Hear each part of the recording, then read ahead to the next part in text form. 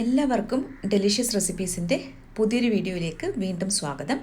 ഇന്ന് നല്ലൊരു വെജിറ്റേറിയൻ റെസിപ്പിയുമായിട്ടാണ് ഞാൻ വന്നിരിക്കുന്നത്. മത്തങ്ങ പച്ചടിയാണ് ഇന്ന് തയ്യാറാക്കുന്നത്. അപ്പോൾ ചോറിൻ്റെ കൂടെ കഴിക്കാൻ പറ്റിയ ഈ മത്തങ്ങ പച്ചടി എങ്ങനെയാണ് തയ്യാറാക്കുന്നതെന്ന് നോക്കാം. ഞാനിവിടെ 250 ഗ്രാം മത്തങ്ങ എടുത്തിട്ടുണ്ട്. കഴുകി കട്ട് ചെയ്തെടുത്ത ശേഷമാണ് 250 ഗ്രാം എന്ന് പറഞ്ഞത്.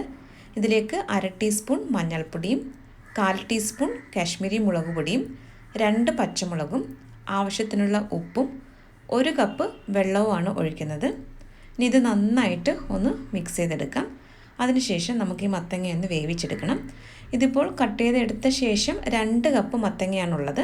അപ്പോൾ ഞാനിതൊന്ന് അടച്ച് വെച്ചിട്ട് വേവിച്ചെടുക്കുകയാണ്. അപ്പോൾ ഇതിവിടെ വേവുന്ന സമയത്തിന് നമുക്കിതിനുള്ള അരപ്പ് തയ്യാറാക്കണം. 1/4 കപ്പ് തേങ്ങയിലേക്ക് 1/4 ടീസ്പൂൺ ചെറിയ ജീരകവും 1/2 ടീസ്പൂൺ കടുകും കുറച്ച് വെള്ളം ഒഴിച്ചിട്ട് ഇത് നന്നായിട്ടൊന്ന് അരച്ചെടുക്കാം. ഇനി നമുക്ക് മത്തങ്ങ വെന്തോന്ന് നോക്കാം. അപ്പോൾ ഞാനിതൊന്ന് തുറന്നിട്ടുണ്ട്. ഇത് കുറച്ചുകൂടി വേവാനുണ്ട്, അതുപോലെ വെള്ളം നല്ലതുപോലെ വറ്റിച്ചെടുക്കാനുണ്ട്. അപ്പോൾ ഞാനിത് വീണ്ടും ഒന്ന് അടച്ച് വെച്ചിട്ട് ഇതൊന്ന് വേവിച്ചെടുക്കുകയാണ്. ഇപ്പോൾ മത്തങ്ങയെല്ലാം പാകത്തിന് നന്നായിട്ട് വെന്ത് വന്നിട്ടുണ്ട്. അതുപോലെ ഇതിലേക്ക് ഒഴിച്ചിരുന്ന 1 കപ്പ് വെള്ളമൊക്കെ പാകത്തിന് നല്ലതുപോലെ വറ്റി വന്നിട്ടുണ്ട്. ഇനി നമുക്ക് ഈ സ്പൂൺ ഉപയോഗിച്ചിട്ട് ഈ മത്തങ്ങയെല്ലാം ഒന്ന് ഉടച്ചെടുക്കണം. അപ്പോൾ ഇതുപോലെ ഒന്ന് സ്പൂൺ കൊണ്ടൊന്ന് ഉടച്ചെടുത്താൽ മതിയാകും. വളരെ ടേസ്റ്റി ആയിട്ടുള്ള നല്ലൊരു മത്തങ്ങ പച്ചടിയുടെ റെസിപ്പിയാണിത്. അപ്പോൾ ഇതുവരെയും ട്രൈ ചെയ്ത് നോക്കിയിട്ടില്ലാത്തവർ ഇതൊന്ന് ട്രൈ ചെയ്ത് നോക്കിയിട്ട് നിങ്ങളുടെ ഫീഡ്ബാക്ക് തരാനായിട്ട് മറക്കരുത്. ഇതിനു മുമ്പ് ഞാനൊരു മത്തങ്ങ തോരൻ്റെ റെസിപ്പി പോസ്റ്റ് ചെയ്തിട്ടുണ്ടായിരുന്നു. അതുപോലെ എരിശ്ശേരിയുടെ ഒക്കെ റെസിപ്പികൾ പോസ്റ്റ് ചെയ്തിട്ടുണ്ട്. അപ്പോൾ താല്പര്യമുള്ളവർ ആ വീഡിയോകളൊക്കെ ഒന്ന് കാണാൻ മറക്കരുത്.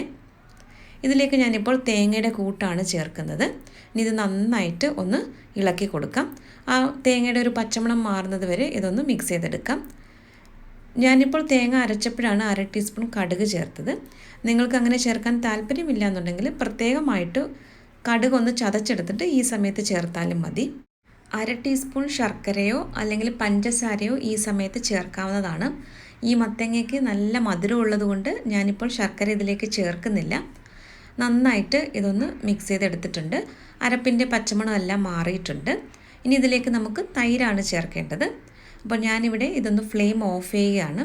ചെറുതായിട്ടൊന്ന് ചൂട് മാറിയ ശേഷമാണ് തൈര് ചേർക്കുന്നത്. 1/2 കപ്പ് തൈര് മിക്സിയിലൊന്ന് അടിച്ച് അതിൻ്റെ കട്ടകളൊക്കെ മാറിയ ശേഷമാണ് ഞാനിപ്പോൾ ചേർത്തിട്ടുള്ളത്. ഇത് മൺചട്ടി ആയതുകൊണ്ട് നല്ല ചൂടുണ്ട്. അതുകൊണ്ടാണ് ഞാൻ ഫ്ലെയിം ഓഫ് ചെയ്തിട്ട് ഇതൊന്ന് മിക്സ് ചെയ്തെടുക്കുന്നത്. അപ്പോൾ നന്നായിട്ട് ഇതൊന്ന് ഇളക്കി കൊടുക്കാം. അങ്ങനെ നല്ല രുചികരമായിട്ടുള്ള നമ്മുടെ പച്ചടി ഇവിടെ റെഡിയായിക്കൊണ്ടിരിക്കുകയാണ്.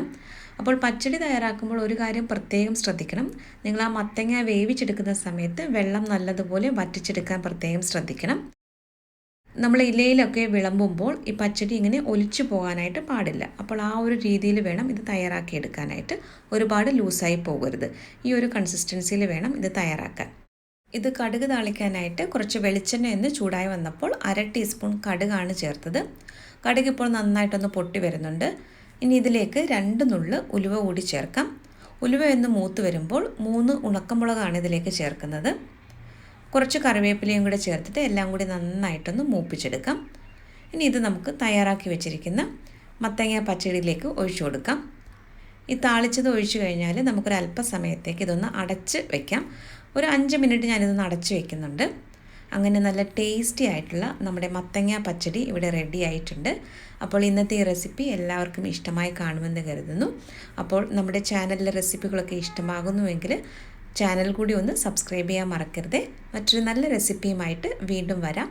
താങ്ക്